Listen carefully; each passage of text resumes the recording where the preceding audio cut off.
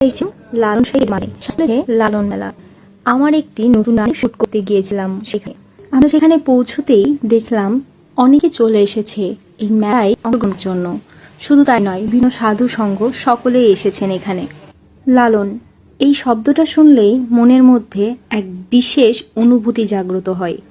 17 তারিখ থেকে যেহেতু মেলা শুরু, আশপাশের পরিবেশ বলেই দিচ্ছে মেলার আভাস। আজকে আমি আপনাদের একটি খুবই গুরুত্বপূর্ণ বিষয় জানাবো।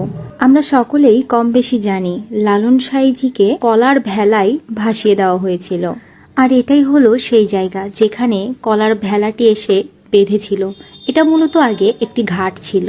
মেলার আমেজ তৈরি হয়ে গিয়েছে, বিভিন্ন রকমের খাবার বিক্রি হচ্ছে, তার সাথে কালাই রুটি তো আছেই, নাড়ু, জিলাপি সহ বিভিন্ন রকমের মিষ্টান্নও এখানে আছে। আমার তো দেখে লোভ লেগে যাচ্ছিল। বাচ্চাদের খেলার জন্য এখানে আছে সুব্যবস্থা। ঘোড়ার দোলনা, নাগরদোলা সবকিছুই আছে এবং মালা থেকে শুরু করে বিভিন্ন রকমের জিনিসপত্র আপনারা এখানে পেয়ে যাবেন। সকলকে লালন মেলায় আসার জন্য আমন্ত্রণ রইল।